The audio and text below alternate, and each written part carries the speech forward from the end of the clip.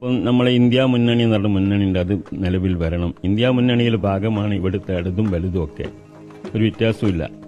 കുറച്ചുകൂടെ പറഞ്ഞാൽ ഇന്ത്യ മുന്നണിയുടെ ലക്ഷ്യത്തിൽ ഏറ്റവും ശക്തമായി നിലകൊള്ളുന്നത് ഇന്നത്തെ LDF ആണ്. നമ്മൾ നിഷ്പക്ഷമായി കാണുന്നതാണ്. ഒരു പാർട്ടി യോജിപ്പോ വിയോജിപ്പോ മനസ്സിലാക്കിയിട്ടല്ല.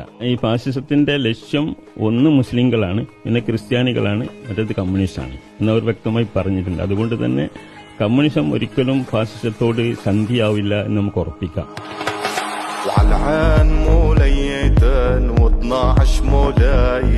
جسر الحديد انقطاع من دوس رجليا مشوار مشيت الصبح ومشيت عصرية يا حباب لا ترحلوا وضلوا حواليا وعلى العين موليتين و12 مولايا جسر الحديد انقطاع